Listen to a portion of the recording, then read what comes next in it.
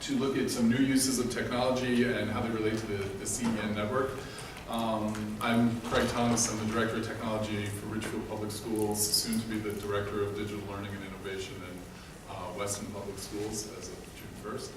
And I'm here to moderate the session, and for the most part we've had it broken down into two 30-minute presentations. Both of the companies here have exhibit space, so we'll probably be looking at questions and answers happening at their exhibit space so that we can maximize the opportunity to have them present as much information as possible. So first, I'd like to introduce Richard Mavrogeanes. Almost, very close. I got the gayness part right. Yeah, as I told you before, my last name lets me take the handicap parking space. Yes. I was living with that name. He is the CEO of Discover Video, and he'll be sharing information about the benefits of sharing videos online using real-world case scenarios as a model for all of us to be able to provide this valuable service both at our school districts and through our towns. He has founded several technology companies in Connecticut, from advanced switching to advanced encoding and distribution, and he's an active member of the Connecticut Education Technology Council. So welcome, Rick. Cool. Actually, I am what's the title? I'm a Commissioner of Educational Technology for the state of Connecticut, and I find that I'm on the board of the CEN, and I think $5 will get you like a Vente. I just go to meetings and try to make sure the CEN keeps getting funded and works well. So cool. How many of you folks are technology people as opposed to sort of educators and end users? Mostly technology people. Yeah, you all know how to spell IP, and your community is a little mixed on that, right? Right. So. I had planned on showing you some real demos and show you how the technology is applied, but as you probably noticed as I was starting here, I cannot connect to the network. I don't know why. And even though there's signal, and there is no physical Ethernet here, so I may do some imagined, drawings, and then maybe what we'll do is if somebody else can connect. Do you have a laptop that connects? I have an iPad that connects. Yeah. Are you This isn't my machine. Oh, okay. Yes, that I think was on the internet. Oh, yeah, so maybe I'll do a step and fetch, as we continue here. Okay, so let's because I hate doing the full death by PowerPoint sort of thing. So please ask questions. How many of you already have one of the Discover Video systems in your school? Nobody here. I know you do. I know you do. Yeah. What town? Middletown. Middletown. Cool. So let me tell you what what this is all about. So first, as Craig said, been doing this for a long time. Discover Video started in 2008. It's a follow-on from another company I did called VBrick, and we've had a successful run with VBrick, and now Discover Video tends to be doing a lot of VBrick replacement, sort of next generation sort of stuff. So it's a standards-based proposition. We're a profitable company, which is good, right? You don't want to do business with somebody who make a lot of business. And we're located in Wallingford, Connecticut. Just a little idea about some of the folks that we're working with. Long list. You see that a lot of the logos up here are Connecticut institutions, Connecticut schools. I think we're in about 50 Connecticut districts. And the proposition is to use and leverage the Connecticut Education Network for education, the delivery of live and on-demand video, flip the classroom propositions, and similar. We'll see that as we continue here. So, schools. A very popular use case for this sort of technology is live morning announcements. Back in my day, the principal would get on the horrible PA system, speak too close to the microphone. Okay, here's today's announcements, and sorry, I should have put that on stone. Make the announcements. Increasingly, we don't see that anymore. What's all of our schools are doing is they create what you might call a little studio, but it's really no more than a classroom, a green screen, our encoder technology, And the kids sit at a little table, a couple of microphones, camera, varying production value, and they do the live morning announcements that is distributed throughout the school or perhaps the school district. Really, really, really cool. Thanks to the CEN and the amount of bandwidth that you have connected to the public internet, if you so choose, those live morning announcements that the kids are doing are viewable by parents, on their iPhone, iPad, at work, wherever, automatically recorded so you can view it later. So live morning announcements is a really, really popular application. And if you're in a school district that has many schools, every school can do it independently. And we'll show you how that works. A really important concept here is how do you get the students, and also how do you get educators and staff access to educational content. Staff, professional development, students, obviously enrichment and just learning material. So how do you do that? Well, these sort of systems allow you to have an infinite number of curated videos, a library, if you will, which would be a collection of videos that you recorded yourself, digitized content that you've uploaded, content that you've created, but also third-party content. We'll talk about that in a moment from the billions, actually about 150 million videos that you can download and use from YouTube. We also find a lot of elimination of the VCR and DVD in the classroom. Any of you guys still have the cart with the wobbly wheel, pushing from room to room? I know you. Good, man. I haven't seen you in a while. Yeah. That's what, again, back in the old days, that's what they used to do. Increasingly, what you have in the classroom, of course, is a projector, mounted on the ceiling, connected to perhaps a computer in the classroom, and this is what teachers use to show content as part of their curriculum, in the classroom. We'll also tell you how that is also done with an inexpensive Roku device. Everybody here know what a Roku is? Right? You think of it as, that's how at home you do Netflix and Hulu and consumer content. For $49.95, you can buy a Roku stick. For $89, you can buy a Roku box. You all that shake your head, that's true. You can install one of those in every projector in your classroom and not need a computer and do exactly the same thing. View all your live video, view all your video on demand. Really, really cool. We're the only guys in the world that can actually do that. What about live broadcasts? So what are the applications for doing live broadcasts? Well, I mentioned morning announcements. That's a good one. But these sort of systems also potentially deliver the video over the public internet to people at home. Next week in Wallingford, my hometown, I think it's next week, doing the graduation. I think it's next week or the week after, but soon. So schools commonly broadcast the graduation ceremonies, for grandparents in other towns and countries, to watch this stuff live. And they can view it on all devices. So that's a popular one. Athletics,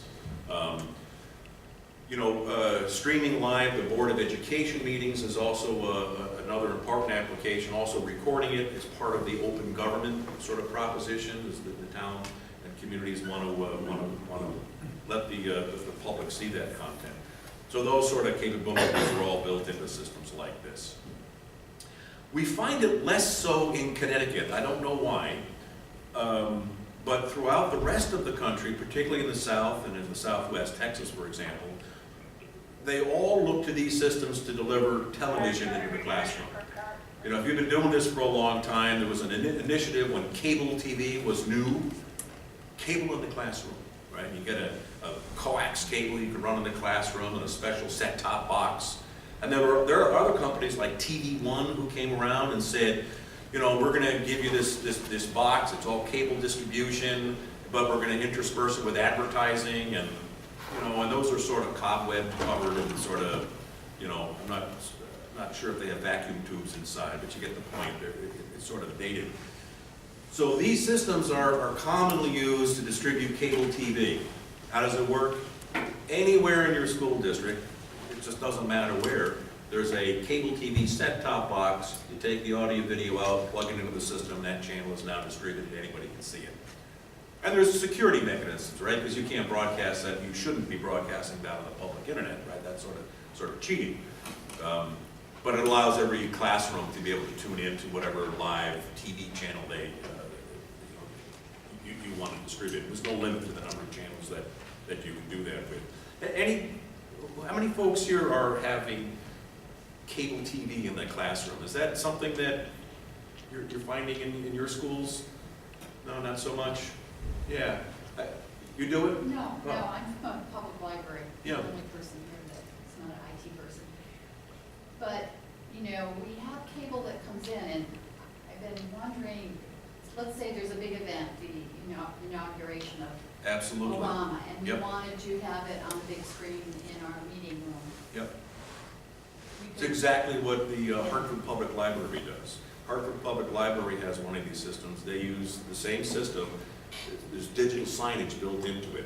So you can have displays all over displaying whatever live or on-demand content that you like. It's all built in. And we'll show you exactly how to do that. You know, I mean,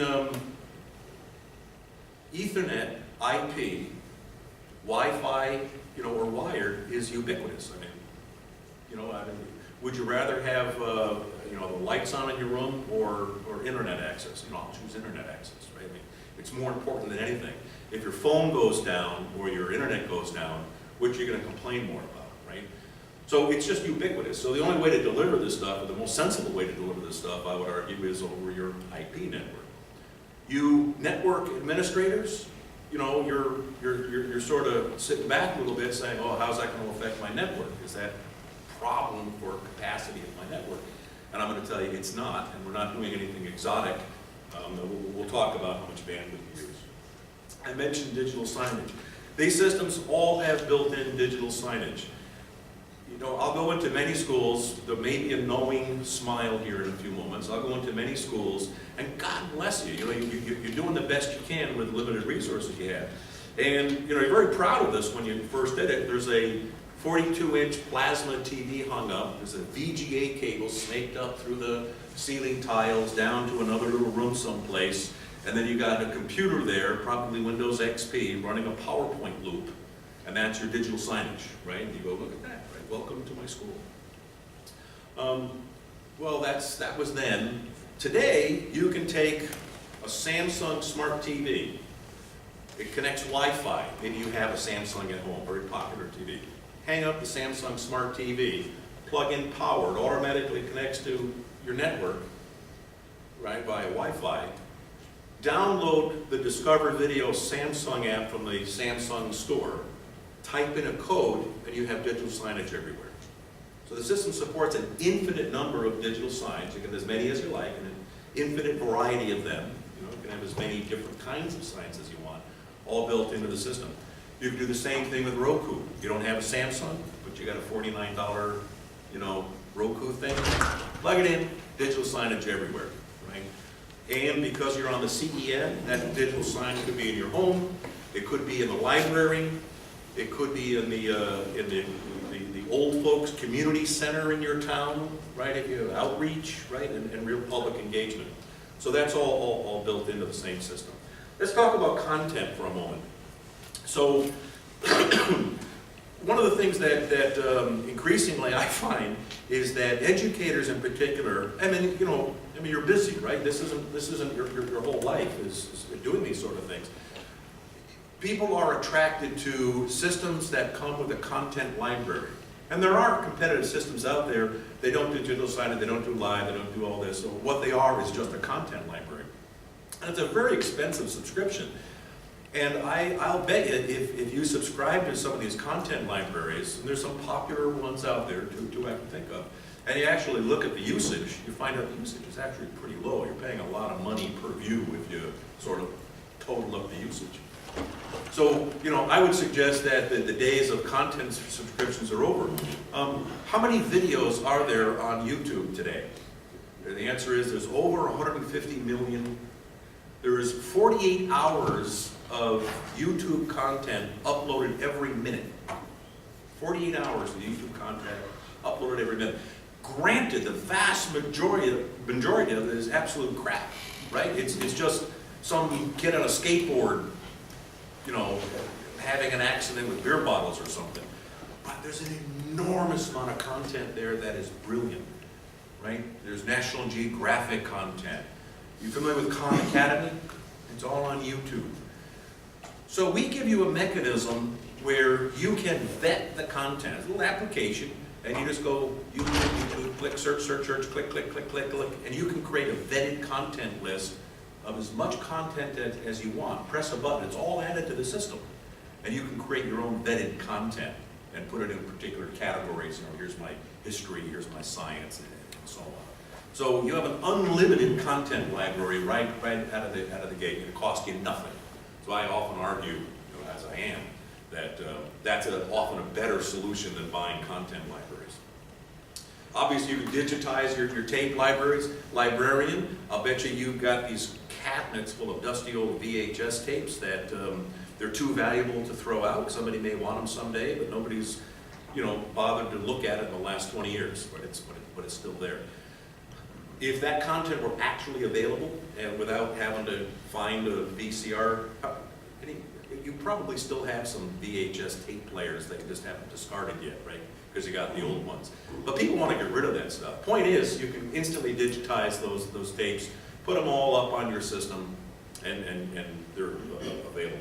Obviously, you record live events. Remember I said you can distribute cable TV? So let's suppose we're distributing CPTV. Just had a nice meeting with some CPTV folks. We're probably going to be creating some partnerships with them. You're streaming PBS, right? CPTV. And you know that at 9 p.m. tonight, there's some content that you want to use in the classroom the next day. You can schedule to automatically record it at 9 o'clock, and you come in the next day, and there it is. Right? So you can do this live recording. Any of you guys actually engaged in flipped classroom today? You know what it is, right? I would assume you know what it is. You know, but you're technologists mostly, not necessarily educators. The short version, flip the classroom idea is do your classroom at home and your homework in class. That's the flip. And it's a brilliant idea because most classrooms are passive lecture experiences. It's me doing this, right? There's not a lot of activity from you. I wish there was, but there's not a lot of activity from you. So why not watch this lecture at your leisure at home, and then when you come into the classroom the next day, we can then do individual instruction, walk up and down the aisles, okay, Johnny, no, that's not right, and so on. So flip the classroom is great. This system delivers the entire flip the classroom experience, right? You can record your lectures, you can create enrichment content, you can assign it to a student, you can even do inline testing. So as the video plays, we know who you are, we can ask quizzes, tests of you as the video plays and measure the result and give that to the educator the next day to prove whether or not the student actually understood, whether or not they actually viewed the content. How are we doing on time? Do about 11 minutes. 11 minutes, okay.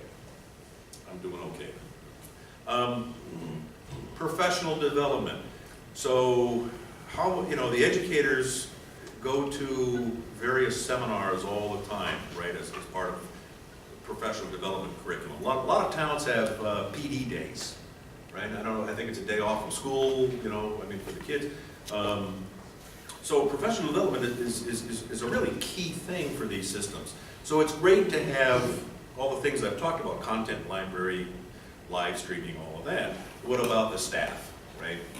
So the technologists, you'd say, well, great, can I create, really simple, can I create tutorials?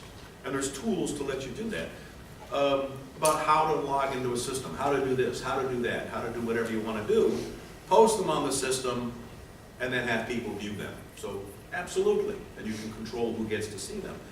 For educators, you know, you have this regulatory compliance thing, sexual harassment prevention training, and, you know, public schools are among the most difficult for all the regulatory things that you've got to go through. Very feel for teachers. Anyway, all the professional development stuff can be posted on here, and because you can measure it, you can be sure that the staff is actually engaged. All right, now for the technology, so a little bit more the cool stuff. So, sounds great, Rich. So what's involved in all this? Well, just a server. And inside that server are all of these technologies. The ability to do live streaming. So yeah, a built-in live streaming server. Video on demand. You have to have a very comprehensive content management system where you can tag the video, list it by category, by various tags, by title, search, sort. Better be a pretty easy user interface if you're having all this functionality. You would argue that it is. Digital signage. A function we call priority alert. This is really cool. So I told you about morning announcement. We have a feature called priority alert where you can press a button, or an educator or somebody can press a button, and one, some, or all computers in your building or your town will automatically pop up and show your video without user action. Now the intention of that, as the name may imply, is that's for an emergency. There's a shooter, there's a lockdown, there's a thing, right? But that's what it was invented for. There's about 20,000 of them in the Pentagon. That's what it was invented for, but what we find our schools are using this because they're going to do morning announcement at, let's say, 7:45. And you got 100 classrooms and 100 teachers, and at 7:45, the poor teacher is dealing with some misbehaving student and doesn't have time to go click, right, missed it.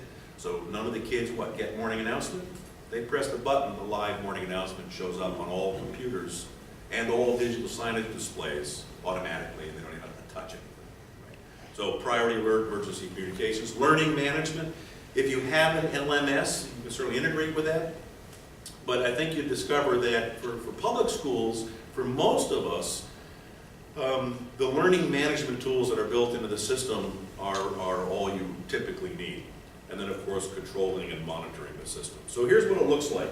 So you put in a system, it's a server. We commonly put it on the premise. Doesn't have to be. We have a relationship with CCAT. We host it on CEN. It's a bandwidth question, right? You probably have enough bandwidth via the CEN. But there's almost a political component here of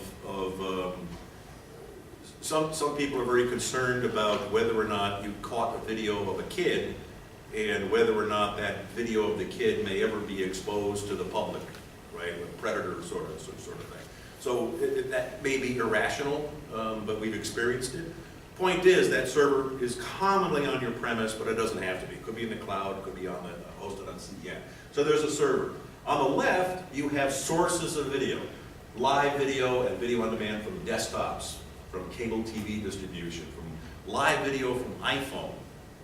I absolutely love this. There's an app we have, it's called Streamsy. Download it on your iPhone or your iPad, you do live video. Matter of fact, this week there's a Connecticut school on a field trip this week to Washington, D.C., and they're using their iPad to stream their live field trip back to the kids back into school. They're doing it this week. Really cool. And then, of course, you can integrate net cams and third-party things. And then, as I've talked about, you can view it on anything. View it on mobile, view it on desktops, Roku, smart TVs, right? So it's really pretty universal for viewing. For creating the content, there's Streamsy. I'm going to show it to you in 1 second. For digital signage, it's really simple, template-driven sort of thing. If you use SharePoint, Moodle, Blackboard, these are LMSs or third-party systems, you can integrate this with existing systems with embed code with a pretty much simple cut and paste if you care to do that. And then I've already mentioned sort of the Roku capability, because most of you guys are concerned about cost, right? You're just concerned about cost. So if I told you got to put $1,000 or a $500 computer in every classroom to make this work, you'd say, we'll do it in stages, right? But if I say, yeah, just go get a Roku box, you can at least do that. You can get started pretty inexpensively. I can't do any demos for you because I don't have internet access at the minute. I'm going to run out of time, so I'm going to show you. We'll do a demo over in the booth. But let's finish this little part. We'll have a few moments for some questions. With just a few moments, right? Come here. So I brought with me Betsy. This is Betsy. This computer. So when I turn it on, the disk spins for a good 45 minutes, you know, so sometimes it takes a long time for it to get running. Yeah, I can't even really show you Streamsy right now in any reasonable way, because Streamsy connects to the server and allows you to do live streaming, and it allows you to do template-driven, picture-in-picture. What I want you to know about Streamsy is that it is a very sophisticated production tool and doesn't have knobs that the end user can hurt themselves with. So if you give a teacher, I don't mean to pick on teachers, I'm just saying that if you're an English teacher, your expertise probably is in English. I've met English teachers who can't move a mouse, right? Maybe you have too. But if you give an end user something that has a knob where they can turn it up all the way to the right, that's going to break your network, they will. Right? We've seen that. Streamsy, all the values, all the bit rates, all the encoding parameters, everything that it's going to do is all set on the server. You set it for them. And then they can do what they need to do without ever you worrying about them breaking the network. I wish I could show you more, but without internet access, I can't. So I can maybe show you that later. I was going to bring up some see, I'm not online. I was going to show you some live demonstrations. We'll have to do that later. Maybe at the end we can do a step and fetch and bring up that machine. Questions? What did I not took to you? You mentioned you're not an object repository in a content sense. So when you're looking at the library example you talked about, where is that getting stored? We are. We are. So when you're doing YouTube videos, are you stubbing out or you're actually downloading the YouTube video? Excellent question. The question is, if you're doing YouTube videos, for example, are you actually downloading or stubbing it out? So the answer is, two answers. Number one, you can go to the system and you can synchronize your YouTube account with the system, and it will automatically download anything that belongs to you. You can have an unlimited number of users, so every teacher can synchronize their YouTube account with the system, and it'll download your content from YouTube. So point number one. It's probably not what is useful for the 150 million videos that are out there. For the 150 million videos where you're creating this content curation, the videos stay on YouTube. We don't download them. Yep. But we remove all the pre-roll. We remove all, not all the advertising, we remove all the pre-roll. You remove all of the links that cause you to navigate away, right? So you go to YouTube, okay, go to this YouTube page. I want you to do this video. On the right, you know, it's going to say, you know, here's the cat video. What else is on YouTube? The cats. Right away, ooh, click on the cat video. So that's all gone. Plus you have inline testing for the YouTube video that you don't get on YouTube. And you have full Active Directory integration so that you know precisely who's viewing it and when, and all the metrics and the statistics. So we don't download that YouTube video. Now the good news with that is that obviously you have virtually unlimited storage, you know, if you choose to use YouTube. The system comes with at least 2 terabytes of storage. So, you know, you have enormous content libraries of your own. We don't depend on YouTube, which is one of the things that you can also do. More questions? That was a good one. Come on. What did I miss, Jim? Right. Oh, good. Sir? From a teacher's perspective, if they want to sit down and choreograph their lesson plan, can they Yes. sit down and actually put in multiple media types and have that choreographed so they could actually click through this YouTube video, this PowerPoint? Absolutely. Yeah. Well, not this PowerPoint. So on the system, you can, so if I upload a video, I can upload associated documents, so I can upload associated with that video, PDF, Word document, PPT files, you know, whatever you like, so you have a complete lesson as part of this video. You can then take that video and you can make it part of a playlist. And if you make a playlist, play this video, then that one, then that one. It'll just cycle through, and you can decide whether or not they're allowed to cycle through. They have to see the whole thing, you know, or not, right? You have those sort of options. So you can navigate sort of a course in that sense. Yeah. Systems, shockingly inexpensive, right? I think you'll find, and it's either a CapEx, you buy it, put it on your prem, you're done, or there's a cloud model. You can provide as an annual service.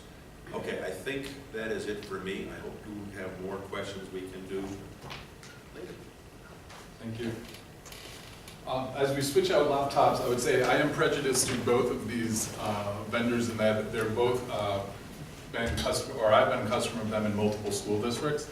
I really would, while we are having some internet difficulties, I would recommend that you take the opportunity to see them in the area. Thank you. Because they are both very impressive, and I have this feeling that as much difficulty as Discover Video just had, it'll be hard to do some voice over IP stuff when you don't have IP. So if we run into that, I would definitely say, definitely try to take a look. So next, let me introduce Joe Sauer, which is a much easier last name for me to be able to pronounce. No offense, Rich.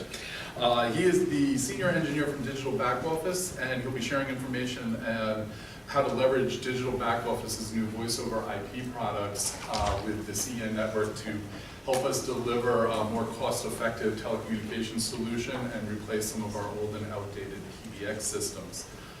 He has over 34 years experience in voice over IP, and which includes both PBX system design and local service provisioning. Good way. Thank you. Let me just say a few words, Joe. So, and Dale, we will probably know already. With Digital Back Office, I'm the Director of Public Sector Sales and Marketing. Voice over IP, even though we announced it last year, Joe is going to talk to the integration that we've done with CEN, which wasn't ready last year. And voice over IP is really part of the Digital Back Office vertical infrastructure and integration services, or what we call vis-a-vis services, which is a much more in-depth list of services that voice over IP is part of now. And with that, I'm going to turn it over to Joe. Thank you, Dale. And I'd also like to just add to what Dale's saying. First of all, I'm not looking to demonstrate anything for you here today, but in our booth around the corner, we have a fully functional pair of phones and the whole management system for our voice over IP solution. So if there's specific things you want to see, please come over and I can spend as much time with you as I need to show you in a real live system how the platform operates. Also, up front here we have brochures that kind of describe the actual physical aspects of the voice over IP system, and please take a look at that as well. So, I'd like to give you just 30 or 45 seconds of background. I started my interest in telephony at a very young age. I was in second grade, and my father happened to be a newly appointed principal of Stadley Rough School in Danbury, and it was a school that was being built. And so I got to spend my summer watching Stadley Rough School being built, and I became friendly with the SNET techs. And I had a unique qualification for helping them cable because I was little, and I could crawl through crawl spaces and pull cable, and they taught me how to use a 66 punch-down tool, and I had a little hard hat and the whole deal. And I was pretty much sold at that point on telephony as something that I've always been interested in. As my career progressed, I went into electrical engineering. I have a BS degree in electrical engineering from Worcester Polytech, but I always had a soft spot for telephony. And so after I graduated from college, I had some various technology careers, but also worked for and was startup participation in several Connecticut competitive local exchange carriers. And I actually didn't get into the IT world until kind of later in my career. It's only been probably 15 or 18 years that I've started to work in the Ethernet IP, TCP/IP world. So my background is really more truly in voice than it is in IT and IP. And what that gives us, gives our team at Digital Back Office is kind of a unique characteristic, because migration to voice over IP can be painful if it's not done well. And a lot of the pain comes not from the IP side or the deployment of the equipment side. It's the transition from traditional telephony over to the IP world. And you have to care for things like phone number porting and carrying over from existing POTS lines or PRI circuits onto this new platform. And I have the luxury of having a lot of background in telephony that really helps us make those migrations go really smoothly. A little bit about Digital Back Office. Connecticut-based corporation. Our headquarters is in Milford, and we have a Tier 1 data center in Wilton, Connecticut. We've been serving schools and municipalities for many, many years. 1991, I think, was our first entrance into the market. The solution that we sell and integrate over the CEN is the Broadview Network's Office Suite hosted voice over IP platform. And just recently we found out that we are now Broadview's largest agent, and we're a top performer for the year. And I was also recently appointed to their inner circle, which they take their 12 top agents across the country, and they allow us to meet with them several times a year to really have some input on what they're doing right, what needs improvement in their platform. And so Digital Back Office really now has the ear of Broadview Networks, and it's allowing us to roll out some pretty important upgrades to their system that, if we have time, I'd love to talk about. There are some hosted solution providers out there talking about integrating with the CEN, and one of the points I wanted to make is we are up and running and live, and we have customers today, fully functional, have been on our version of the hosted platform for a long time now. And by the end of this second quarter, we're going to have over 2,000 extensions out in Connecticut running over the CEN. So it's a fully baked system. So again, the way we deliver our service, we have some strategic partnerships. One strategic partnership is with Broadview Networks. Broadview Networks is the underlying carrier. So your phone bills will come from Broadview Networks. Broadview Networks also has in-house E-rate specialists, and unfortunately we all pretty much know that E-rate on telephony is going to be phased out over the course of the next few years. But until that time comes, Broadview products are fully E-rate applicable. It gets a little tricky sometimes with the hardware, because hardware is not a priority one E-rateable service, but Broadview has a specialist. They work closely with E-Rate Online and some of the other E-Rate specialists, and they can handle that for you. Our other very strategic partnership is with CEN, because this is how we deliver in a very cost-effective fashion. We can deliver you the hosted voice over IP.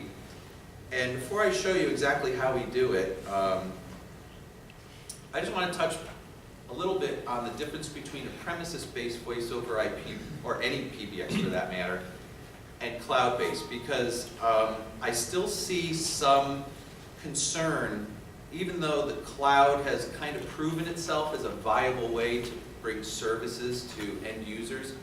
There seems to still be a little bit of a reluctance to give up that PBX that's in your closet. And I mean, do you feel that way now? Do you feel like, I mean, maybe this is something now that I can start to phase out of, but when we started to really roll this product out a little over 2 years ago, there are people who just wanted to wrap their hands around that phone system and say it's under our control. But there's some big issues with a premises-based PBX, and that's where the intelligence of your phone system is, because you have the publicly switched telephone network, and you have your PBX in your building, and somehow you're connecting it to the rest of the world, whether it be POTS trunks or PRI circuits or whatever. And if you lose this connection, you're really kind of, there's not much you can do about that. And the loss of that connection could be loss of power, could be a cut of your circuit. There's all kinds of ways your PBX can become isolated from the rest of the world. But when that happens, what do? There's not a lot you can do. You're kind of at the mercy of the carrier providing your service. And if you call up Frontier and say, I'm in a jam, our building is offline, can you forward all my numbers to this complex plan? They'll say, sure, fill out a service order, and in 2 weeks we'll put that through our switch. Unlike a premises-based system, a cloud-based system has a lot of really important advantages from that perspective, and that's the intelligence is up in the cloud. In Broadview's case, their cloud-based system is spread redundantly over 5 Tier 1 data centers. I know the picture only shows 3, but that's just because I couldn't fit them all in there. Their active-active failover across their entire network. So if their Boston NOC were to go offline for some reason, their New York City or their Philadelphia or their Virginia NOC would just be continuing to provide the service without any interruption, totally transparent to you as a customer. Likewise, if you lose this IP connection, and it can happen, let's say your CEN connection, your GBIC coming off their switch burns out, and for a short time you're offline. What happens? Well, your whole phone system is up in the cloud. It recognizes that it has lost its heartbeat with the phone sets that are in your premises. And so what the phone system is going to do is it's automatically going to do whatever that user's call coverage was. Typically a user's call coverage is, my phone rings a certain number of times and it goes to voicemail. Well, if the system has recognized that that phone is now offline, it's just going to go straight to voicemail. So your auto attendants, your ring groups, your unified messaging and voicemail, as long as the 5 Tier 1 data centers across the Northeast are not all offline simultaneously, all that functionality continues to happen. You just can't make or receive a call from your phone set at that point in time. Likewise, built into the system, I can have a whole contingency plan pre-mapped out and invoke that plan with a single mouse click. So let's say we have another Superstorm Sandy, the district is a mess, and schools are offline, and we have to recover. As long as I can get on the internet somewhere in the world, I can log into the portal, I can click one button, and now my superintendent's extension is forwarded to his home phone. My principal's extension is forwarded to his cell phone, or whatever. Pretty powerful compared to what premises-based systems can afford you, and so the move to the cloud really has a lot of advantages. Again, I kind of just discussed all this for you. But again, complete ability to manage call control through a web portal in real time, not only by having a predetermined emergency action, but even if that emergency action is a little bit too global, maybe you haven't lost your whole district, you've lost one school. Well, I can log into that portal and I can very quickly say, the main number to that school, let's forward it to the other school. High school's offline, let's forward those calls to the BOE. They know the high school's offline, they'll handle those calls for them until whatever the disaster is gets mitigated. So, the way we do this and why it's so critical to have the CEN as our partner, traditionally, actually I jumped ahead, traditionally, hosted voice over IP platforms, you have to get the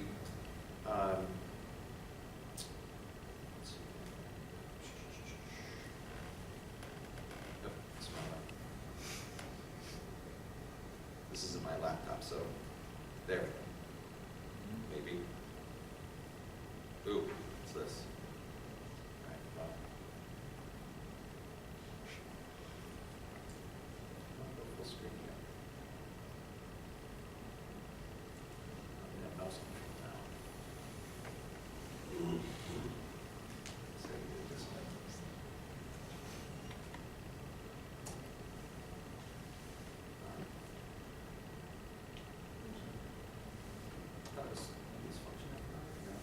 Anyway, well, I can't go full screen for some reason here, but let me get back to this slide.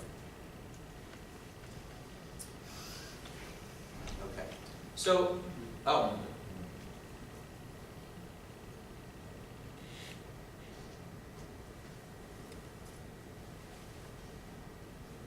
don't know what happened. I lost the dual screen here. All technology sucks. Oh, duplicate maybe?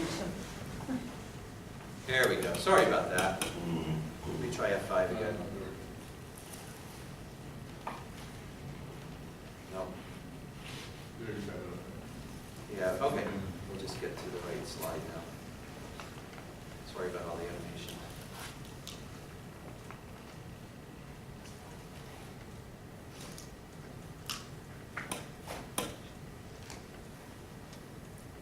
There we go. Nope.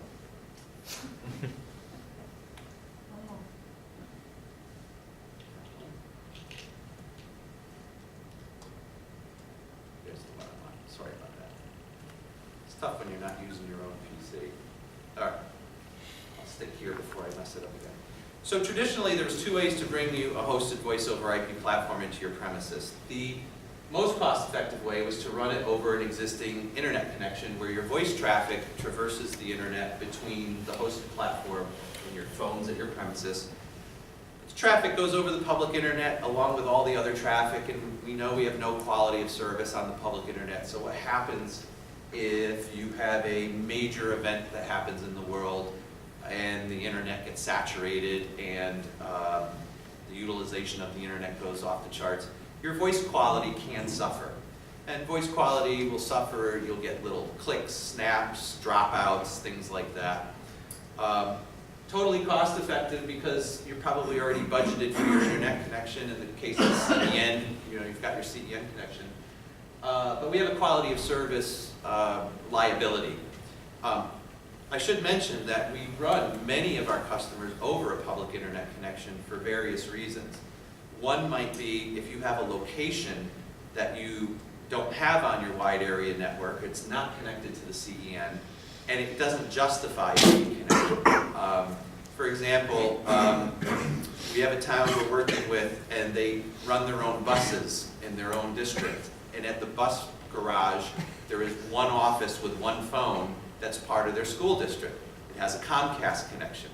Well, we can put a phone out there and run that phone over the public internet. It acts just like another phone on your system. It's a 4-digit extension. It's managed the same way. It's totally transparent that that particular phone is running over the public internet. But if the internet were to become overutilized, maybe that one phone at the bus office might have some call quality issues while the rest of your network doesn't because it's not running over the public internet. The other traditional way we bring service to you, and we still do this for some commercial clients, is we bring you a dedicated circuit, a fiber circuit, a T1. This way, all of your voice traffic goes back to the platform. It's not touching the public internet. We have full quality of service. The issue here is cost. Part of the reason why we're moving to voice over IP is to eliminate our telephony costs, get rid of those PRI circuits and those POTS lines and those all the things that are more traditional phone models. Well, if I'm going to replace those costs with a dedicated circuit, I've kind of not saved and done a one-to-one wash. So the beauty of what we do when you are connected to the CEN is this is what we do.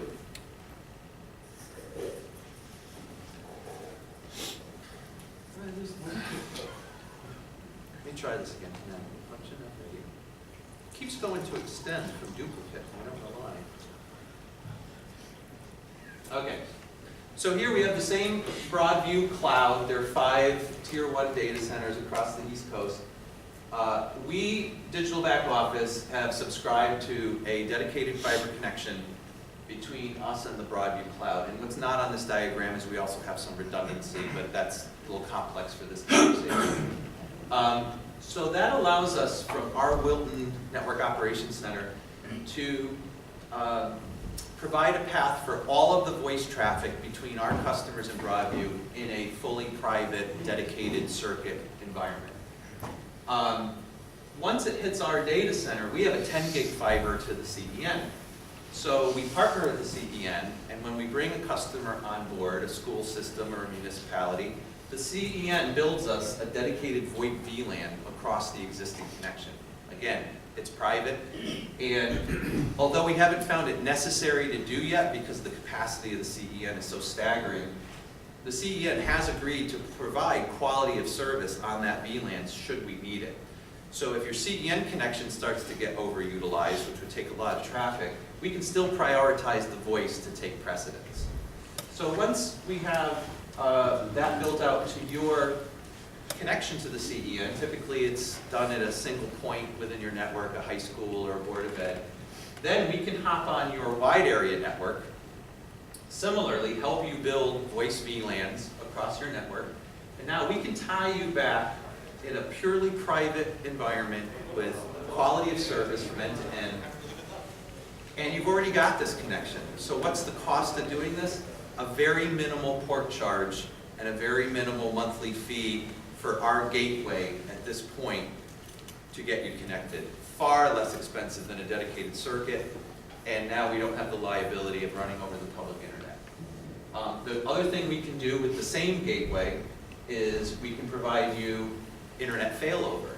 So again, you're putting all your eggs in the CEN basket. It's a high quality network, a tier 1 network, but still it's vulnerable. All networks are vulnerable.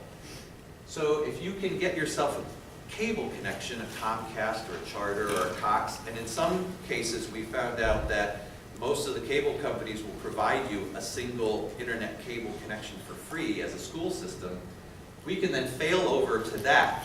So if you do have an issue with the CEN and there's a 4-hour turnaround to getting that fixed, we can transparently then route all of your voice traffic over the public internet for the time it takes to get that issue resolved. So that is pretty much what I wanted to cover. I think we have some time for some questions. And again, we can demo this for you right over in our booth. We can get into the actual phone equipment and how we manage it. But do you have any questions about this? Yes? What kind of phones can you use? You know, if you buy a Cisco phone, for example, and we're doing our own UCM, you still got to pay a license fee every year to use that silly phone. Right. Does that remain in place? Well, let me touch really briefly on the pricing. So this is provided typically in one of two fashions. More often than not, we provide it as a fully managed service. So the hardware, the phone set itself, always belongs to Broadview. You're technically renting it. There's some advantages to that. It doesn't go on your balance sheet. You're not going to pay property taxes on it. And the phone under that arrangement is covered by support no matter how long you have it, even though the physical phone warranty is 1 year. And by the way, the phones are Mitel. The brand of the phone is Mitel. So let's say you have a 3-year agreement, and 2 years and 11 months into the agreement, a phone breaks. Broadview ships you a new one, you swap it out, you put the one in the box, put the call tag on it, and you send it back. So you're not paying for hardware, you're not paying for licensing. If there's a reason you need to own the phones, and typically that reason is you have some kind of a grant or some kind of capital funding, and you can't spend that capital funding on monthly recurring expenses, we can sell you the phones, and it will decrease your monthly bill by a little bit amount per phone. But that's not something we try to do, because when you buy your phones, you're now the owner of that hardware, and the maintenance and the warranty become your responsibility. And the crossover point, where it becomes more cost effective to own versus rent, is about 4.5 to 5 years. And so I would argue that I would rather pay for a managed service if my return on investment is almost 5 years. Geez, in 5 years I might want to start buying some new phones anyway. And as part of the managed service through Broadview, let's say you sign a 3-year agreement. After 3 years, you still love the service. You want another 3 years of service. At year 5 as a customer, Broadview gives you all brand new phones. So you're on a constant refresh cycle as part of that managed service. As far as the rest of the pricing on how you actually build a system, there's really only 2 costs. And one of the costs is, how many call paths or trunks do I need on my system? So currently, if you're running a PRI, which is 23 call paths, and you think you need all 23, we would replace those with 23 call paths on the new system. And there's a monthly fee per call path. It's $20. The second cost is the phone, the user, the unified messaging, the unlimited long distance, calling features, everything else is one bundled price. And that price ranges between $11 and $17 a phone based on the model of phone you pick, whether you want something basic or something with a lot of programmable buttons and a backlit screen and things like that. Those are the only two costs of the whole entire system, including installation, porting, training, and 24/7, 365 support, as long as you have the contract in place. The phones Joe's referring to are in the middle of this brochure that I passed out.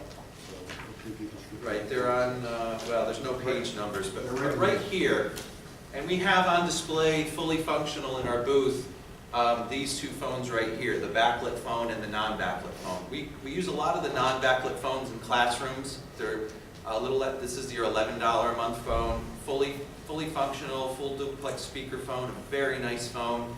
But if you're not on the phone a lot, the non-backlit screen really seems to work fine. For administrators, people who do a lot of phone calling, maybe want some extra programmable buttons, the backlit phones are kind of nice, and they top out at the $17 a month area. Does that kind of answer? Kind of, yeah, I guess I Okay. gotta talk more detail later. And just to clarify, Mitel is the only brand right now that, well, with the exception of Polycom conference room phones, Mitel is the brand that works with this system. If you happen to just have purchased a whole bunch of Mitel IP phones, yes, we can migrate them over onto the system. We don't migrate Polycom or Cisco or other brands onto the system because Broadview has a proprietary communication protocol between the phone and their platform, which is actually one other point I want to make that really makes the system stand out over some of the other solutions. Most, if not all, other hosted IP solutions, as far as I know and as far as Broadview knows, rely on the phone set itself for a lot of the smarts and a lot of the applications that make the system work. And there's very little pros to that, there's mostly cons. The way the Broadview system works, all the smarts relative to the phones are in the platform. The phone is basically a dumb terminal, and that allows us to do a lot of great things like hot desking. I can log out of one phone, go to a different location on my system, log into a different phone, all my buttons follow me, all my programming features follow me. They're not stored in the phone itself. That's a key element that would probably take me another half hour to totally explain. But if you're thinking about voice over IP systems, that's an excellent question to ask. Am I relying on the smarts inside the phone for a lot of the call functionality? If you are, there's a big support and service related issue with that. So keep that in mind. Yes? That fee on per phone, is that monthly? That's monthly, but it's inclusive of everything. The hardware, the installation, the configuration, 24/7 support, hardware 24/7 support, programming and configuration. Long distance. Long distance is included. Unlimited auto attendance, unlimited call groups, unlimited paging groups, and unlimited porting of your existing numbers. So if you have, we're doing Weathersfield High School, Weathersfield School System, I think they have 500 DID numbers. All of those port over at no charge. Yes? How do you handle E911? E911, okay, E911 is fully functional in the system. In fact, Broadview did such a good job implementing E911, you can't break it. And what I mean by that is, E911 is not relative to the user, their extension number, or the MAC address of the phone. That is not the case with a lot of systems, and we've seen where someone will take, a phone will break at the high school, so they'll borrow one from the middle school, but the MAC address has now moved to a location, and if somebody calls 911 from that phone, fire trucks go to the middle school. Likewise, a user who was originally set up to be someone at the elementary school moved. They moved their extension, but their extension number was tied to the original address. And again, if that person makes a 911 call, the system could be broken. Broadview cares for all that behind the scenes. You can't break it by swapping phones or swapping users. And basically E911, the E911 system itself is actually, in the telecom world, even outside of the carrier's control. So when you make a 911 call, the carrier is actually handing that call off to the E911 system, and it's all fully functional. However, what we have in existence today, a new feature that Broadview rolled out about 3 months ago, and I can demonstrate this over at our booth. I can go into the administrative panel and I can say, if anybody on my system dials 911, I want you to email these people immediately and say, Bill Smith, extension 127, just dialed 911. So that's a feature they added about 3 months ago, and it's been well received. In addition to that, we're actually working with Broadview to develop a more enhanced location capability where the 911 call itself will still traverse the national 911 network. But apart from that, out of band, we can send extra information to the PSAP loaded on a different screen. So we can send room number, directions on how to get to that room, specific information about, you know, I don't know what else you'd have besides the room number in the room, but, you know, we could basically put any information in that and it will get sent out of band to the PSAP. So when they receive the call and they know it's from the school system, they look at the screen and get added information. We're hoping to have that rolled out by probably first quarter next year. Any other, yes? We currently do departmental chargebacks for our phone systems. Mhm. Is that still going to be in place? We have call accounting capabilities where, now do you mean each different part of your system has a separate bill? Each, different departments, each department gets its own bill based on usage for that month. Based on usage. Do they have to type an account code? No. To like, okay. I'd have to look into that in more detail. What we can do right now is we can segment your bill by location. Even though you might have a master bill, you can get sub-bills Okay. based on your location. And we can also put in account codes where, let's see, now your long distance is free and everything else is bundled. The account code is really just a way to see what people are doing on the system. To actually like break it apart by department, we'd have to work with Broadview on that, but I think we could come up with something that would fit your need. I have one other follow-up question, I'm sorry. Sure. What is the minimum deployment I could do when I test? Would I be able to do 1 or 2, maybe 3 stations? Well, first of all, we have a couple of fully functional demos with real live 10-digit working numbers, and so, you know, on a 5 or 8 day trial, I can bring you equipment, set it up, and you can have a real working phone number to call in and out of and build your auto attendance and everything, and that would be no charge. But to actually go live on the system, there is a 3 phone minimum. But other than that, you know, you have a fully functional system with all the features for a 3 phone system, 3 phone minimum. Great. Any other questions? Did we fill up the whole half hour? You filled it up and over. That's Yeah, you did good. Thank you very much. I really appreciate it. So thank you very much for coming. I'd like to thank Rich and Joe for their time and their presenting. And I apologize.